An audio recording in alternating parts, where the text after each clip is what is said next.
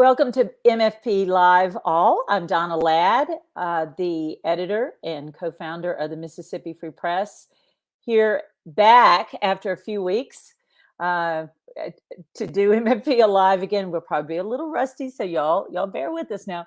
But back with my co-host, Kimberly Griffin, the publisher and the other co-founder of the Mississippi Free Press. Hey, Kimberly. Hey. Tonight, we're kind of kicking off what we might call our fall season, is one way to put it. I'm not sure if we had planned it that way, but it kind of worked out. But we're going to talk. We've got two very special guests here, and we want to talk about a project that the four of us and then a larger team beyond us we've been working on now for months, and we just kind of soft launched the project in the last 24 hours with a great column by DeAnna Tisdale, who is here, the publisher of the Jackson Advocate, and also at the introductory overview piece of the project, which we're going to be talking about, and especially with Azia Wiggins, who is the deputy editor of the Mississippi Free Press, focusing largely on systemic reporting, such as this reporting, as well as the MFP voices. And there are a lot of great voices in this project as well. So welcome, Azia. Tickled to have you. Glad to be here. So what we want to do is just kind of get into a conversation so that folks know what we're trying to do with this project. The name that we've kind of settled on as we got closer into what the reporting is for the project overall is Inequity and Resilience: Black Women's Systemic Barriers in COVID-19. What I would say to anyone thinking about this project and going, what does that all mean together, is that every single word in that name is really important to this project. And so we want to kind of explain this to you guys. Any of you out there, particularly on Facebook, who want to share some questions as we go, we'll do our best to answer those questions. But the bottom line, I'll give just a snippet of background, is that this group came together, and the Jackson Advocate and the Mississippi Free Press, I don't know, about a year ago when we first started working on this, right? And pitching it. And we got a grant from the Solutions Journalism Network to kick off the project. And then we've been, putting together a team. The journalists themselves are all Black women. There are a couple white people involved, such as myself, doing some editing and historic reporting and research to help out. Erica Hensley has kind of contributed work on the data side and really consulting so that we can learn what we need to be doing ourselves, right? But the project is it's a deep project, and it's a really important project. And what I'll say before we get into it deeper is that I think it's really exciting to bring together this group of women, for the most part, who are really digging into the systemic equities that are, there are a lot of states, but everything's magnified in Mississippi, right? And for many reasons, and we're digging into the context of these systemic inequities. That basically our premise from the very beginning was, why did COVID-19 not only hit Black people harder in the earlier months, but hit Black women harder, which was not the same in every state. And so that's kind of our premise, was why, what are those inequities? And then we get to the solutions part, which I know Azia is going to talk to you a lot about tonight as well. So I'm going to kick this over to Kimberly. Kimberly is also heavily involved in the project from the perspective of helping with solution circles, as well as obviously getting it funded, which Kimberly is very good with. But I'm kind of curious what Kimberly, and Chloe is here too. Look, what Kimberly wants to know from the rest of us who have kind of been deep into this project for the last few months. So I'll let her take it away. Yeah, so, and I should explain a little bit further. I am not a journalist, so I don't know the complete stories. I know what they're writing about. I know what they're doing. So I'm really excited as all the stories roll out on the new microsite. I'm so excited about everything that's happening, which is why I'm the person in the group to ask these questions. There's been a lot of coverage on the effects of COVID on Black people. One of the reasons a lot of you all will remember, we started the Mississippi Free Press is because one of the reasons was because our state wasn't releasing demographic information about COVID and the COVID numbers. I know DeAnna you guys have been doing a lot of yeoman's work on getting messages out, making sure people have facts. It's tough, especially when people are on lockdown. How do you get the word out? And one of the things we've learned, everyone should go back and look at Dr. Dobbs's, our state health officer's MFP Live, because a lot of that information is still great. One of the things we've learned is that Black folks are not lagging in the way that was expected in the onset of COVID with vaccination rates. And as again, the Black community has done yeoman's work on trying to get the word out, on trying to keep people safe, on trying to keep people masked up. And it's bearing out in the numbers. But I'd like for you guys, one of you, to explain what is different about our project journalistically. And Donna, you can talk about the systematic reporting, which I think you've explained most of it, but if there's anything you want to add.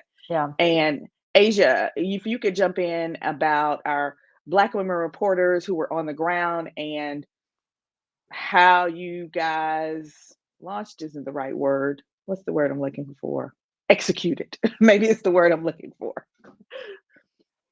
And the Noxabee project is really one I'm interested in because I know very little about it. I know that it happened. I know that what you were writing about. My family's from Clark County and I have a lot of friends from Noxabee County, but there were so many things that you all, Azia and Donna, would drop in conversations with me, tiny tidbits I had no idea about. So I'd love to get some more information about that.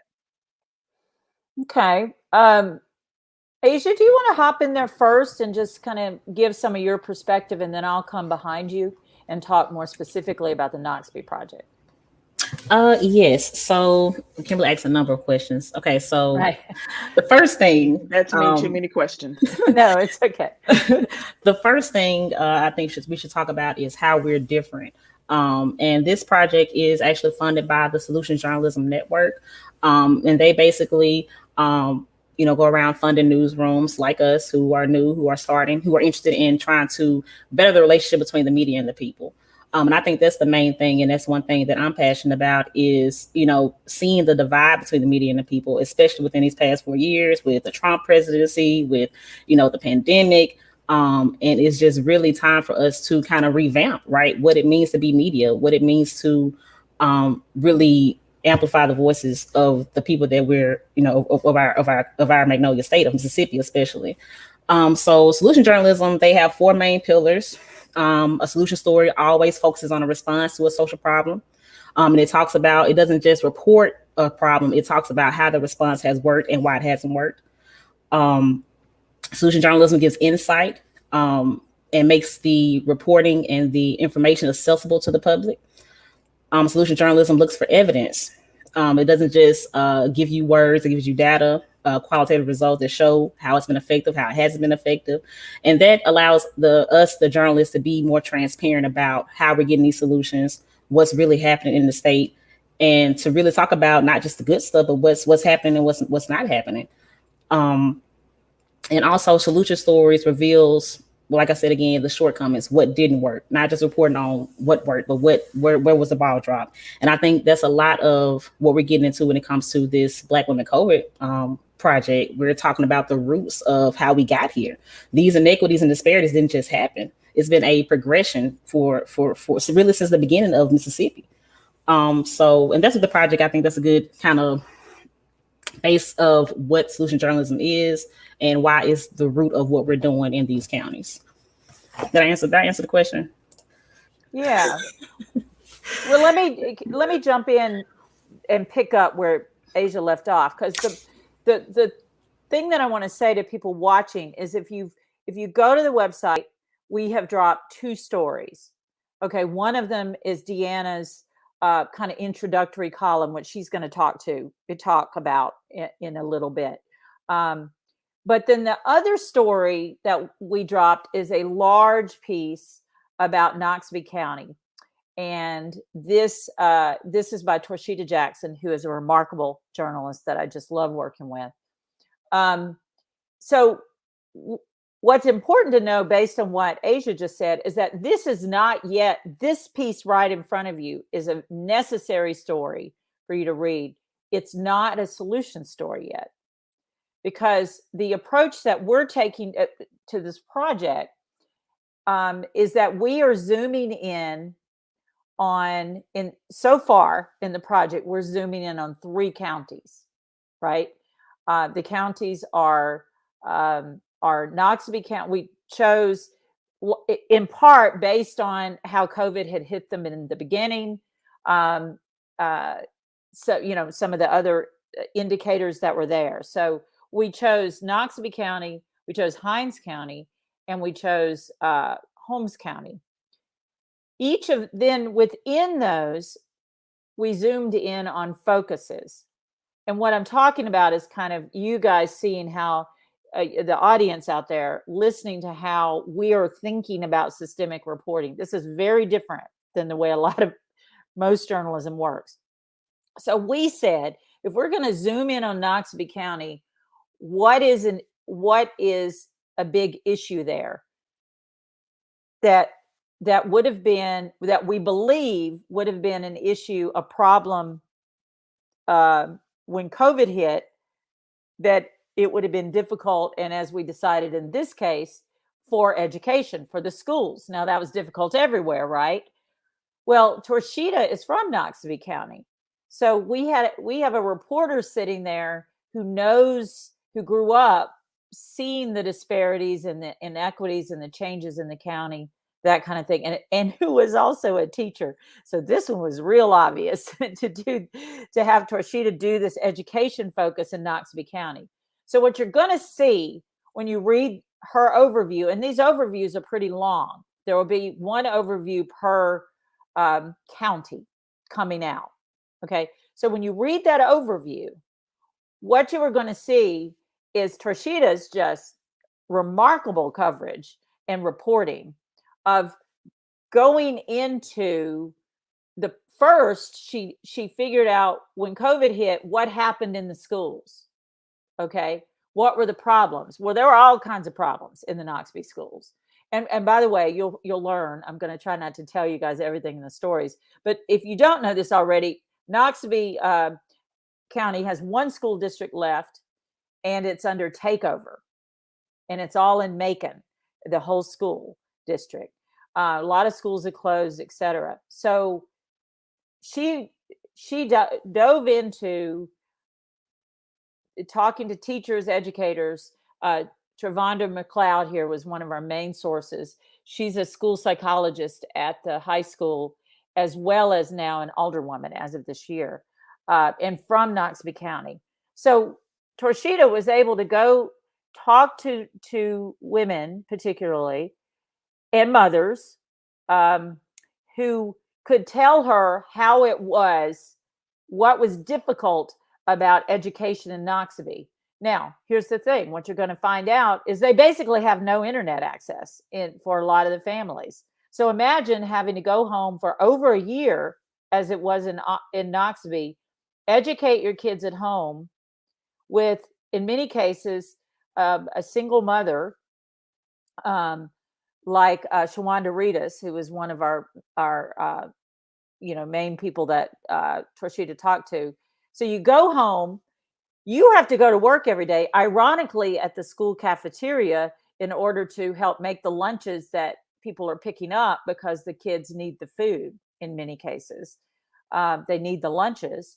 So, and then your 3 kids are at home trying to go to school without a real internet connection because it's not available to you, and using hotspots to learn. And she's a single mother, so there's no father helping. Her mother ends up coming. You'll see all of this when you read the story. So her mother ends up coming over and bringing an extra tablet. I mean, it's just this, this remarkable story. But so what I want to, say to the listeners is think about systemic reporting. Ask why. Why don't they have broadband? Why are the economic issues, the poverty issues, why is the hunger such as it is?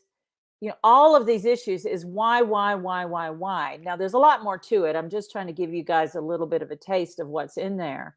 So then what happens in the overviews, which Asia's doing one because she's doing the Holmes County projects, for instance. But what happens in the overviews is that then they go digging and talking to people and looking at data and figuring out, well, why is it this way?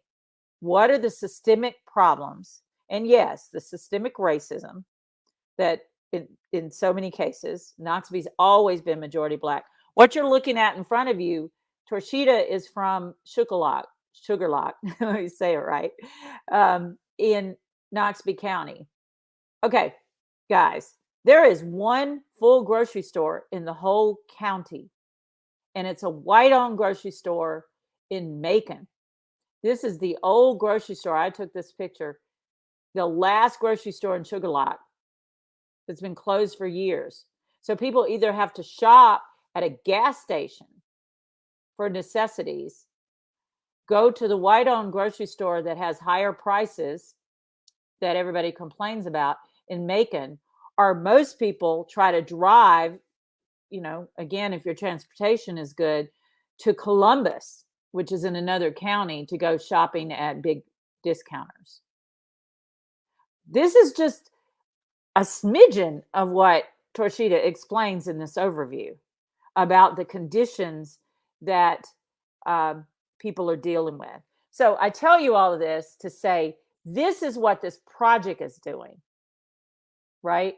Is that it's digging in and saying, what were all the problems or the inequities, the barriers that then made, when COVID hits, COVID magnifies. Y'all get me what I'm saying? So that's what the project is doing. And then we're doing it in different counties. Like I said, 3 to start, although we hope to add more counties as we go forward. So there is one thing, we have a producer in the background. I would love the Noxubee graphic real quick. And then I'll finish this kind of point, and I'm going to kick it back to Kimberly to steer us. But I do want to give listeners a really good sense of what this kind of systemic reporting looks like. So this is a graphic we did about Noxubee. Okay. You can see what's going on here. We're trying to do it. These are the causes of problems, right? So when Torshita gets in here and starts looking, we figure out, and you're going to see this if you go to the top here, brutal race history, race violence. And people would say, well, what's that got to do with COVID-19?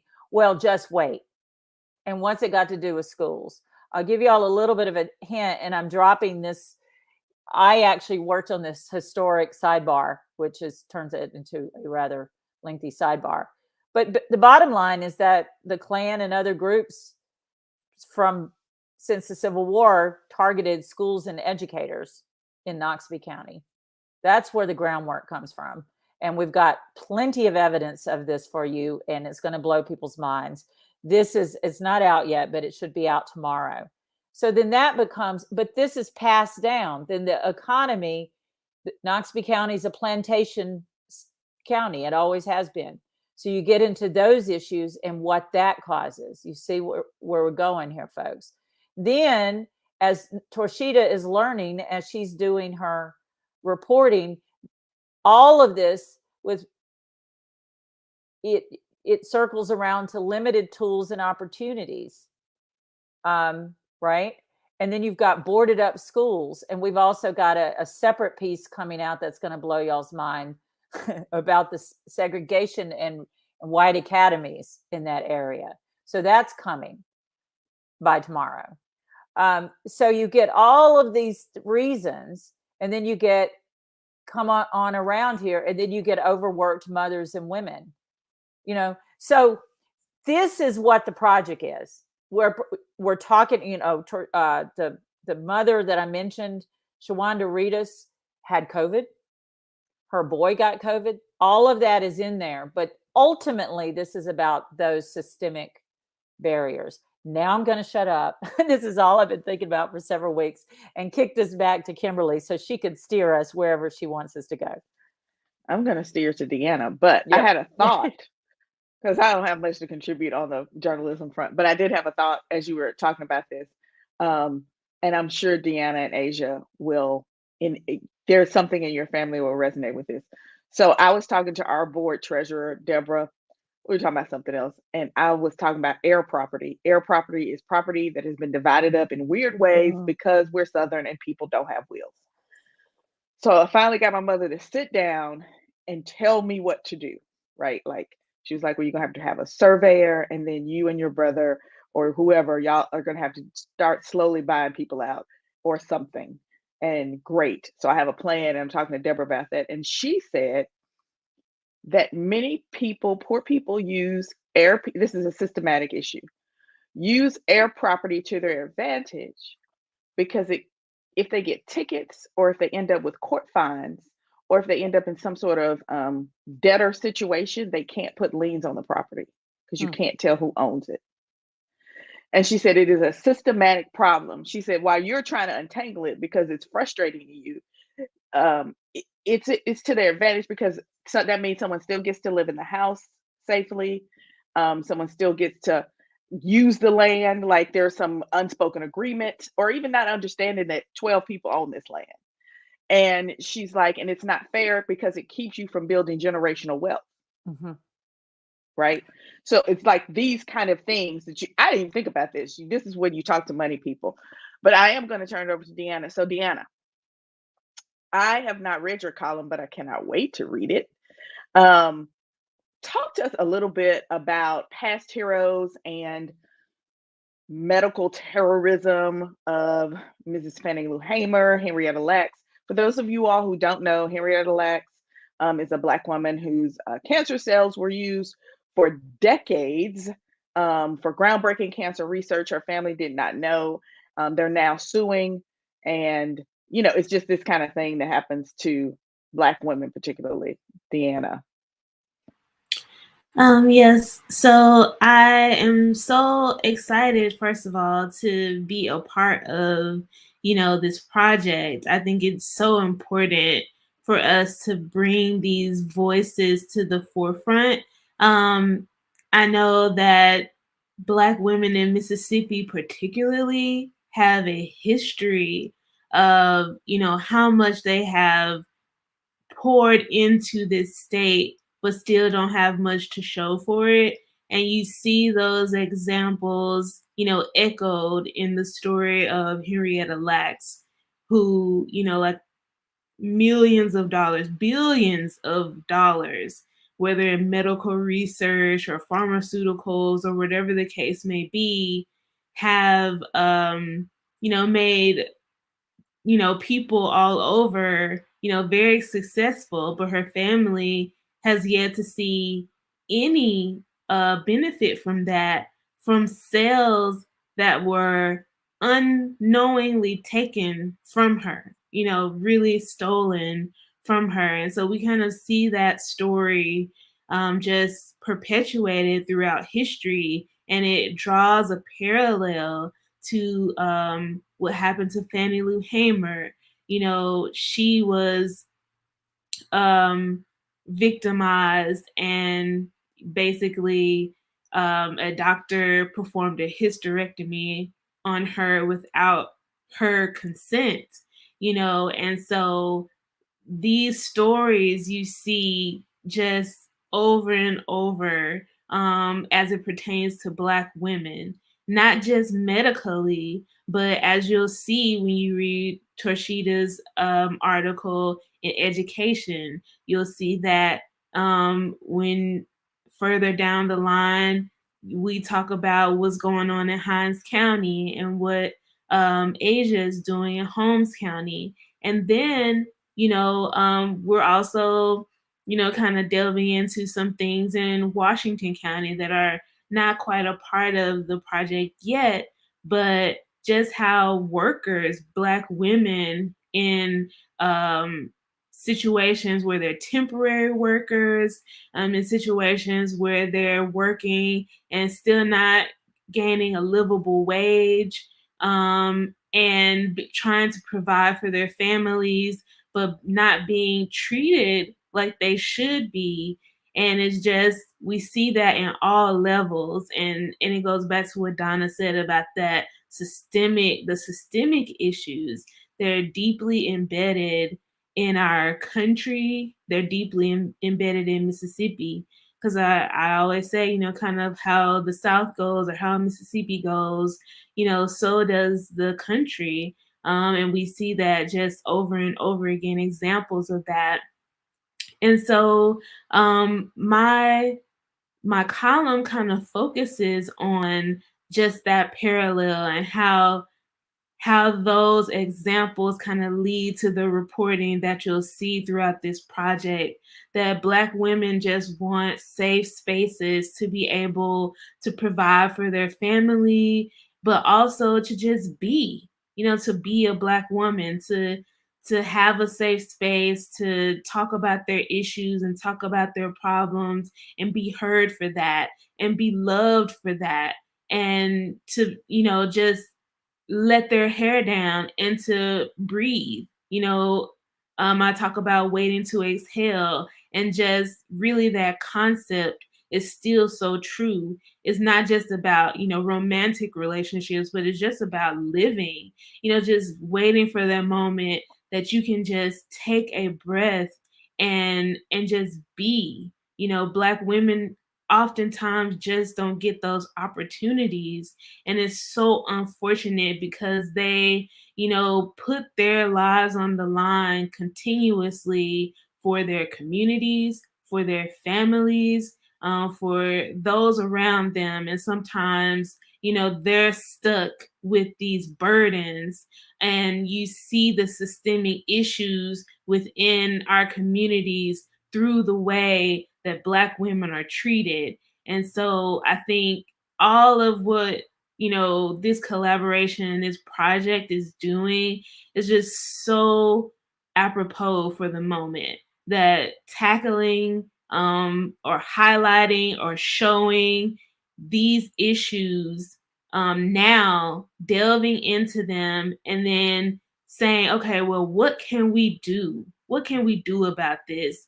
Will really change, I hope, or perpetuate or, effectuate some change within Mississippi over the next years to come. So I'm very excited about what we're doing. And, I just can't wait for people to, really hop on board and really question these things in their own community and see the ways that these things are playing out also in their own communities. I was listening to you, DeAnna. One of the things that I don't want to get away from the show without saying is that how much working with all of you and the larger team, and being, one of the few white faces in the room, and often not in the room at all, like with solution circles. But one of the big things I learned very early on from you guys is just the need to make sure that we're not just focusing on this as hopelessness, right? Or focusing on there's a word for it, but just focusing on we're going deep into the problems, but we're not just focusing on it as there is no joy. That's what I'm trying to say. And Asia was a big influence on this. And even the fact that we call the project Inequity and Resilience, the resilience part is so important.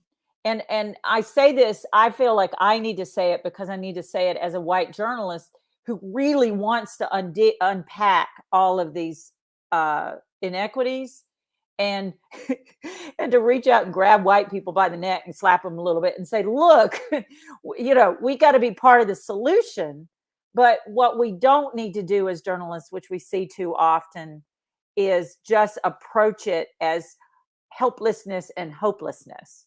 Like and they've embraced this at the Solutions Journalism Network too over the years, this idea that we're not just telling people what to do, in our journalism. That's not what solutions journalism is supposed to be, right?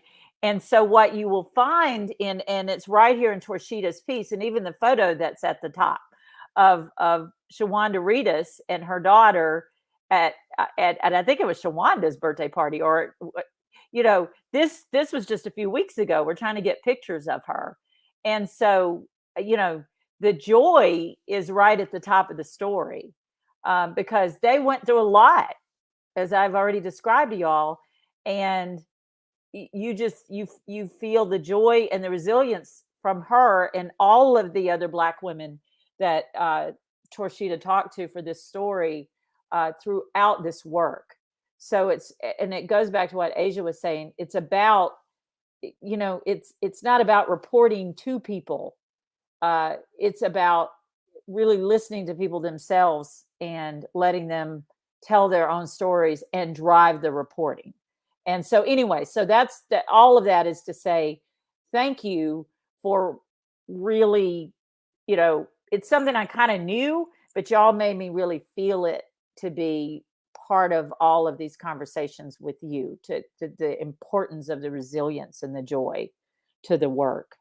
So what DeAnna made me think so many things. I had to take notes.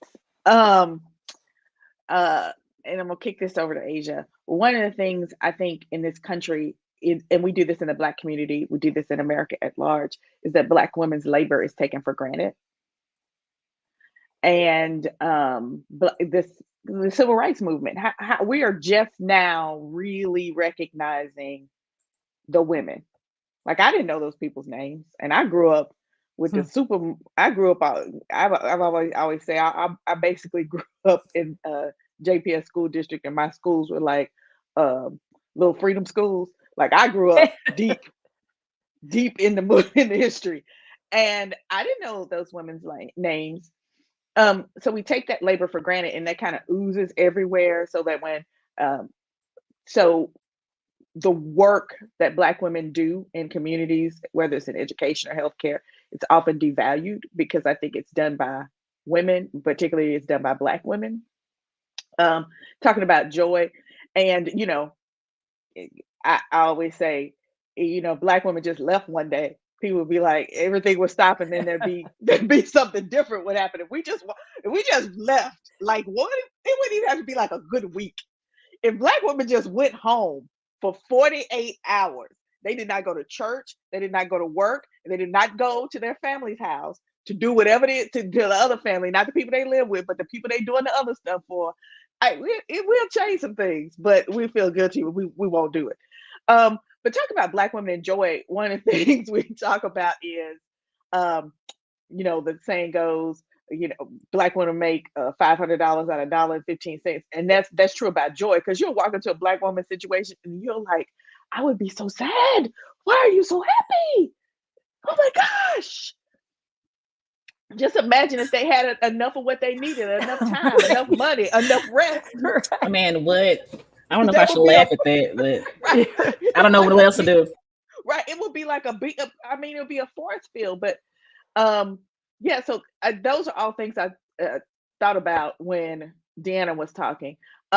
Asia, you and I did not do them all with you, but you and I did a bunch of solution circles together with women from around the state, talking about, and DeAnna, me, Asian DeAnna, talking about solutions, which is what we're talking about. Solutions to how COVID was affecting Black women.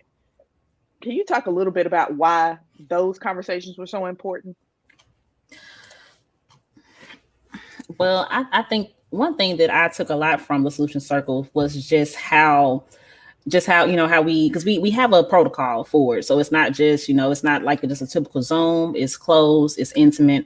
Our Solution Circle is only about maybe 10 to 15 people at a time, and so I like how Wendy Shinafeld, who's in the comments, hey Wendy, she was a lot of moderator for us for the Solution Circles, and she helped a lot in just starting the Solution Circle out with asking about how y'all doing, how are you really feeling, how was your day, what's going on, and then taking time to turn our cameras off and just relax and just allow that day to kind of just shed away so we can really have an intimate conversation. And I think that's probably one of my favorite parts of the circles, is to see Black women just relax and feel comfortable being able to talk about these deep, profound topics. I mean, because we got into a lot of stuff. We get into the trauma that we've endured when it comes to, healthcare, lack of healthcare, the drama on our jobs, and how we feel boxed in and feel like we can't really be ourselves.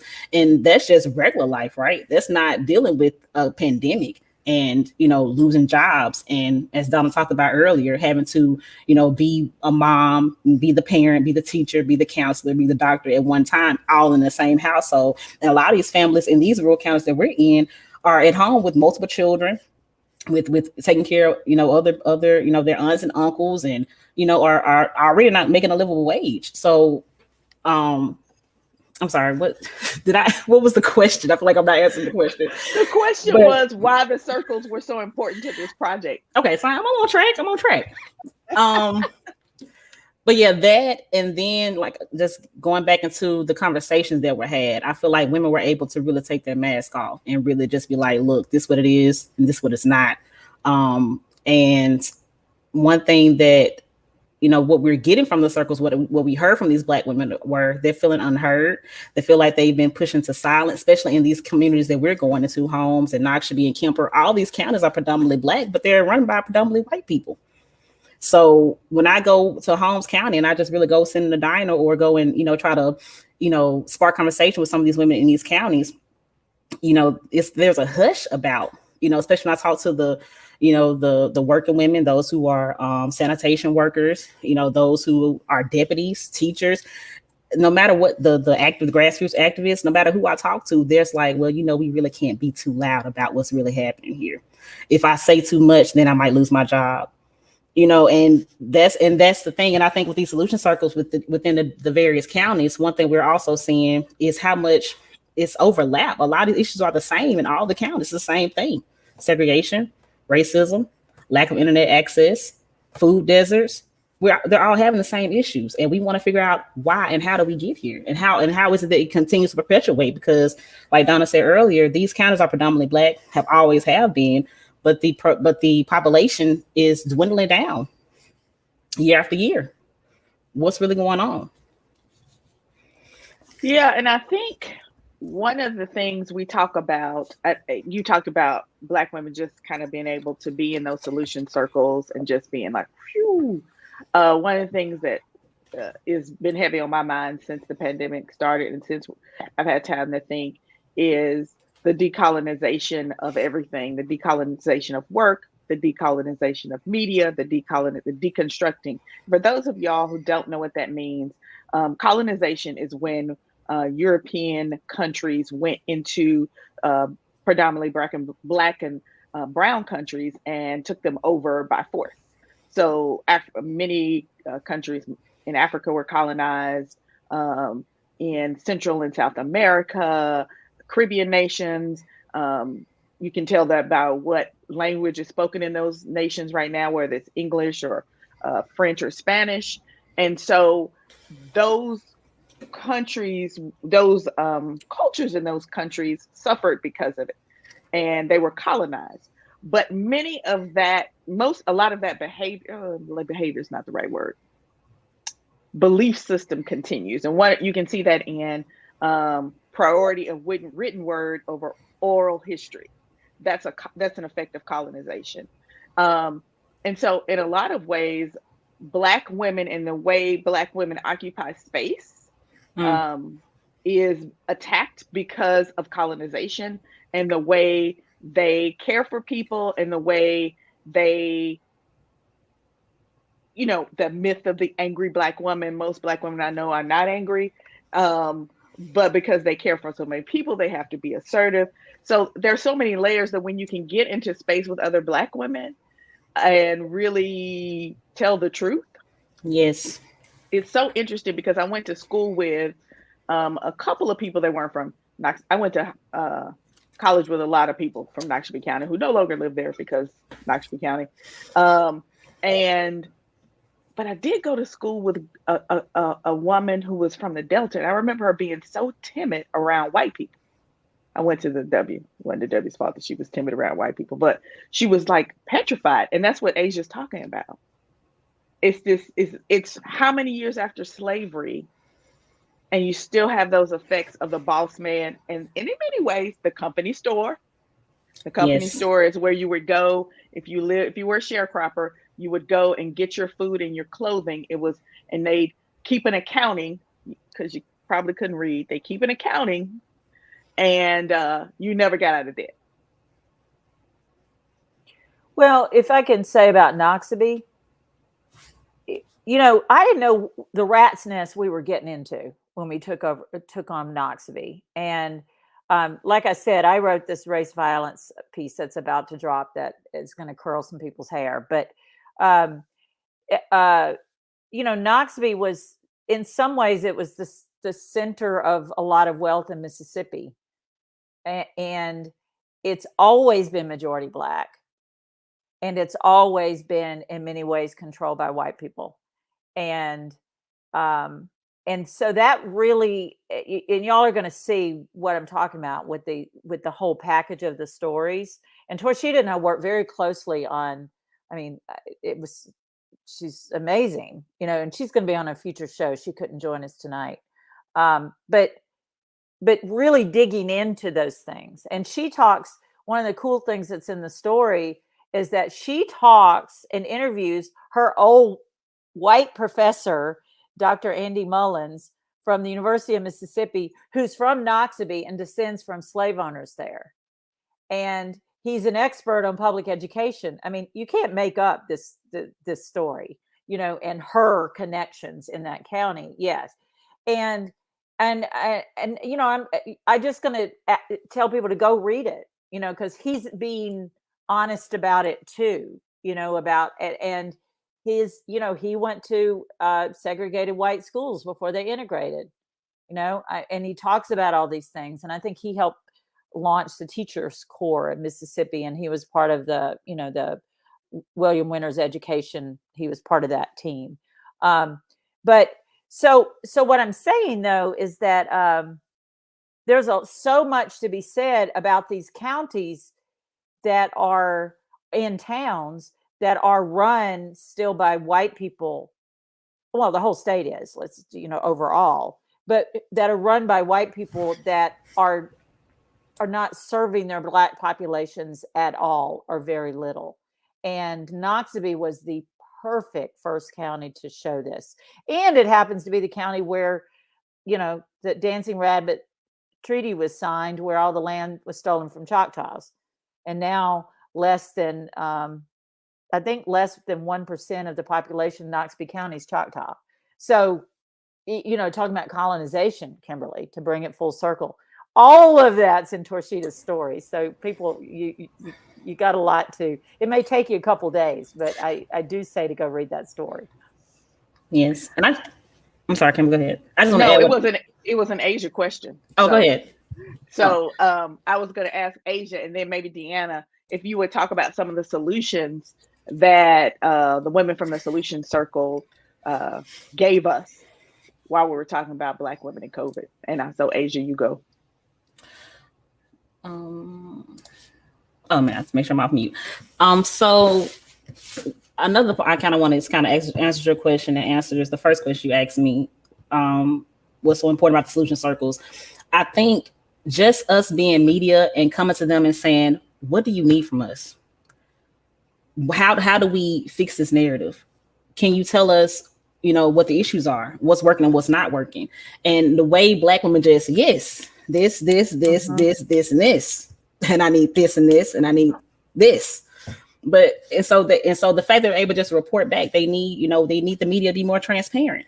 It's very helpful to have representation. It's so easy for us because we're from Mississippi. I'm from here, born and raised. I went to school here, I went to college here. My family's here. And when I drive my Altima to Holmes County, I'm at home. I can just pull up and sit in the diner and talk to Black women coming in and out, and they treat me like their niece or their aunt or their granddaughter because of their representation. So it's very important. And I feel like having me and DeAnna in the room as journalists and as writers, as Black women to ask them these questions, it helped them open up to us a lot more, because it's not just us reporting on Black women issues. I am a Black woman, and I am a Black woman from Mississippi, and Holmes County look just like where I'm from. It's all home. But especially what they need from us, from the media, we need to, as we know right now, we're living in an age of misinformation, especially with 2020, everything that happened with the Trump administration and with the pandemic. It's just been just a surplus of disinformation when it comes to the vaccine, when it comes to, just sensationalism, especially when it circles with Mississippi and the capital city. It's just so easy for all the media to just put out clickbait. Sorry, Chloe's very upset with me right now. I don't know what I did to her. She may be hungry, but yeah. So I'm sorry, I just used my whole train of thought. Sorry, y'all. I lost my train of thought, y'all. I'm sorry. Would you ask me, Kimberly, what's important about what are some things that Black women told you they needed, to survive this pandemic? What would have made this survivable? I mean, they survived, but what would have made them? What would have made it easier? I guess just the lack of resources when it comes to healthcare. There's not even enough clinics in these underserved areas for those who wanted to be vaccinated. For those who wanted correct information, they weren't able to get it, and that goes back to my point about why it's important for them to talk to us and tell us what they needed, because they need more. We need more information out there that is positive, that is correct, that is effective. Not just, telling you, do this, and this, but, having somebody to call when you have questions, especially when it comes to the vaccine, especially when it comes to Black women in healthcare. And putting it on all platforms, on your social media, not leaving out the older generation they're not on Facebook or Instagram or Snapchat or Twitter or whatever, but they listen to the radio. They still read the paper, just being able to really meet that surplus of disinformation with a surplus of real information. And that's our responsibility. Another thing they said they needed is, they feel like with these predominantly Black counties in all of Mississippi, that all the policies to serve these counties are so cookie cutter. There's nothing individual about meeting the individual needs of that community. And that's really the issue with all Black communities, right? I mean, we all have these, you need pillars in the community to really erect a prosperous community, but every community is not the same. Just like, every person is not the same. Things that I may need, the other community may need more of or less of. And so these Black women, they want policy and legislation that is specific to the community's needs. Also, money. We need funds, flexible funding, not funding that doesn't come with stipulations, or that are just pouring funds into something that we really don't need. And it goes back to it being cookie cutter policies, something that's specifically mapped out for this community that meets the needs of this specific community. Let's see what else. We talked about a lot of stuff. Almost heartbreaking to, hear how unseen and unheard and unprotected these Black women feel, and how racism affects that. Severe segregation, the flat out lack of resources, the healthcare distrust and skepticism, and not outside of being vaccinated, right? Because Black women, that's been an issue for all of us. And I think we had a specific solution circle that talked specifically about healthcare disparities and the stories that were shared when it comes to, being pregnant, not having resources available, not being taken seriously about the pain that you're in. And it's crazy, from all ages, we all have a story, about how we were ignored, how we weren't heard, how we had, and I feel like with the angry Black woman trope that Kimberly was talking about, it's as if we don't have a choice. Like we're not heard unless we're getting angry or being loud. And I feel like maybe that's why we've been conditioned to be assertive, because if we're not assertive, nothing gets done. No one listens. And I think that's a lot of what we heard in detail from, different types of, older and younger generations of Black women. It's crazy how the same issues are being perpetuated throughout the generations. Yeah, I think it's almost comes from us feeling unprotected. Us feeling like we don't have anyone to protect us, and therefore we have to come up with ways to protect ourselves. And so that sometimes kind of manifests itself in various ways where, you have to raise your voice, to be heard, because you said so many times before and nobody did anything. And so by the time you raise your voice to be heard, people are saying, ho, ho, ho, but you didn't hear me before. I said this many times before. You didn't say anything, or you didn't do anything. You didn't, hear me. And so raising our voices to be heard sometimes for other people looks like an angry Black woman, but for us, it comes from a place of feeling unprotected and feeling like we have to protect ourselves. And I really enjoy just hearing the women's stories of the Solution Circle. I remember talking about those health disparities and, different women's experiences going to the doctor. And I think one of the solutions that was even talked about is kind of just having a buddy system of like having someone else there with you to help make sure that what you're experiencing is valid, to help validate your own experience. And it shouldn't have to be that way where we have to have someone else there to validate what we experience. But, that would really help other women feel comfortable, going to the doctor, and to have some kind of secondhand account so that if anything happens, there's someone else there that saw everything as well. And whether it was someone who was pregnant who didn't feel heard, or whether it was someone who was older, an older Black woman who felt that she was kind of being written off because of her age. There are so many levels of where Black women have felt just like they were just unprotected. But like we've touched on before, there is that resilience. There is that sense of community that we have with one another as well. And it makes me think of Dr. Maya Angelou's poem, I Rise. After it's all said and done, we just continue to do that. We just continue to rise. We continue to do what we know we need to do for our loved ones, for our community, for ourselves.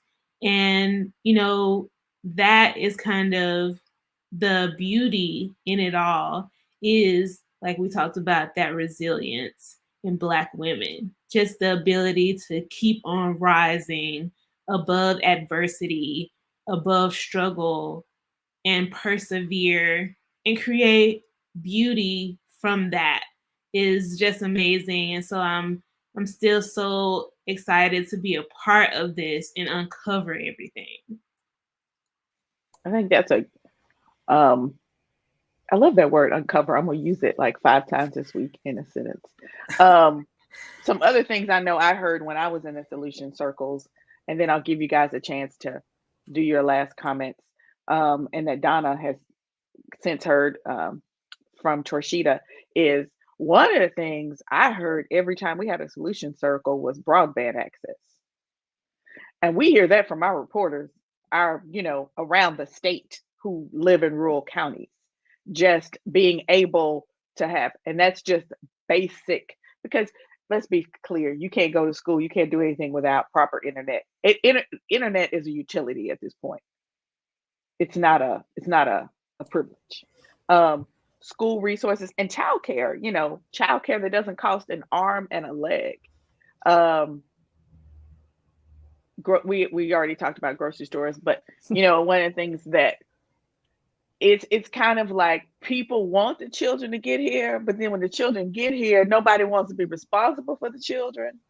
And I'm not talking about the parents. I'm talking about, universal family leave. I'm talking about healthcare, healthcare being a right versus a privilege. There's so much that happened that people unpacked, because everything that happens in your life during COVID, it was a microcosm. Like, it was like magnified 5 times. If you were dealing with some mild depression, you were dealing with a lot of depression. If you were dealing with some childcare issues, you were dealing with really tough childcare issues. It was just, we saw that across all socioeconomic groups. You were hearing all these stories about, I knew this was a problem, but now that I have to stay home, I know this is like a really big problem. Donna, I saw you. I thought you unmuted yourself. Did you have? I'm just getting ready to take it out. Okay. Well, we're gonna. There's so much to talk about, and so we plan to have periodic MFP lives as we kind of roll on this topic, on the project, as we roll more of the reporting out, and some of the things that you guys can look forward to. Trishita's already turned in her broadband solutions piece. So that's going to be our first real solutions piece in the series. You're also going to soon see Aaliyah Veal, and this was going to blow some people's mind a little bit, because her focus in Hinds County is violence and community safety. And so people might be going, so what does that have to do with Black women in COVID? Well, just wait, because it's all explained. It's going to be explained in that there are studies that actually are linking COVID-19 to increased family violence in general. And a lot of Black women are dealing with issues around their children being caught up in violence, but also being mistreated by the law enforcement themselves when they lose their children and such. And so that's going to be a very fascinating series in all of this. And then Asia's talked some about hers focusing on healthcare in Holmes County, which is really representative.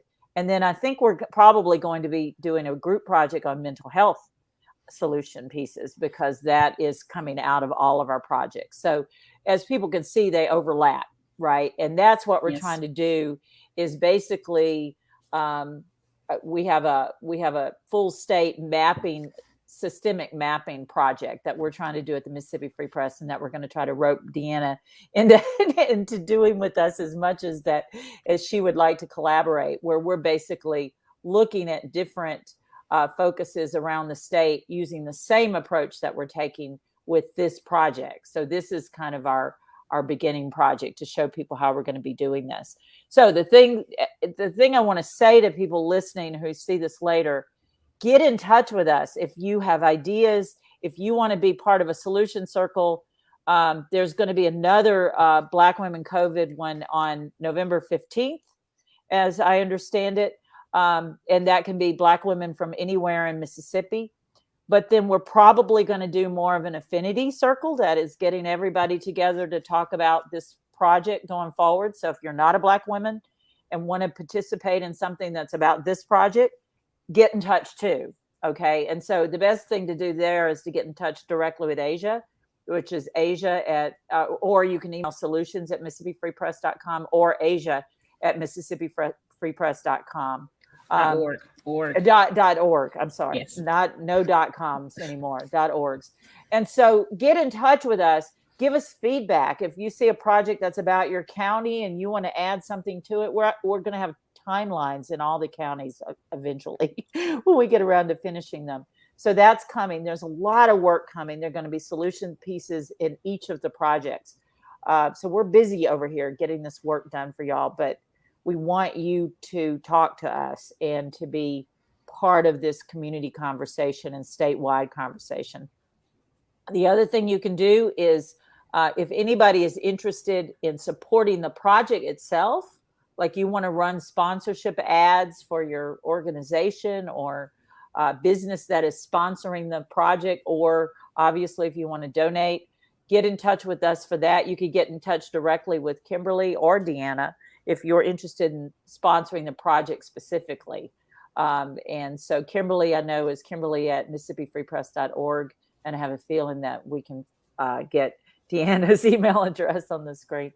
What is it? It's DT Johnson at thejacksonadvocate.com. There you go. So you guys get in touch with us if you want to help, because it does take money to pay these wonderful people who are doing this project. So any way you can help in that way, that is specifically about the project, or if you even want to help with one of the counties, then get in touch with us about that. We're happy to talk to you about ways that you can help make this project go forward.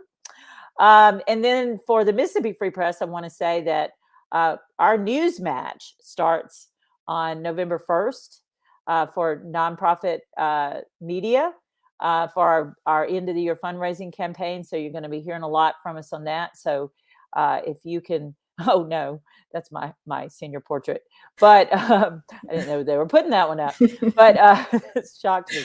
But anyway, if you can give any amount to our news match campaign that starts on, is that Monday, November 1st, it will be doubled or maybe tripled if we're lucky enough.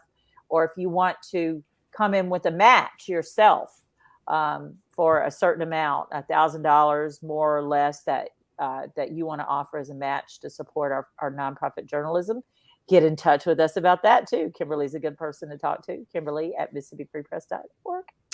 And I think that's all my housekeeping. The big thing is that we really want you guys to read this project, think about it, get in touch with us, give us your feedback, because this really, really is at the heart of our community systemic reporting. We could not be happier than we are to be collaborating with DeAnna and the Jackson Advocate on this. She has just been, I can't explain how key she has been to our conversations and our brainstorming about this project. And she kind of has her eye on doing her own project when she, as a busy publisher, one of the counties. So when she has a few minutes to actually get to it, which we totally understand, don't we, Kimberly? So anyway, so we're really excited to roll out this project. You guys keep your eye on the website. There will be a full microsite that will be going live, so it'll have its own website in the next few days. So keep an eye out for that too. The graphic was up there for our next week's show. I missed it because I was running my mouth. But yes, so we're going to be talking next week. We had a great story by Nick Juden in the Mississippi Free Press recently about what the state is now doing around health equity and getting people vaccinated, related issues. And all of these men were interviewed, and Nick interviewed and did an amazing piece. And so Kimberly and I are really excited about talking to all of them next week about their efforts, because it sounds like they have really got it together. And I can't wait to meet the barber, because he sounds really, really amazing. So I think that's all. I'm running late because I had so much to tell you guys on the way out the door. But thank you, Azia. Thank you, DeAnna. Always thank you, Kimberly, for being the best partner ever in a media project. It's just fabulous. And we will see all of you next week.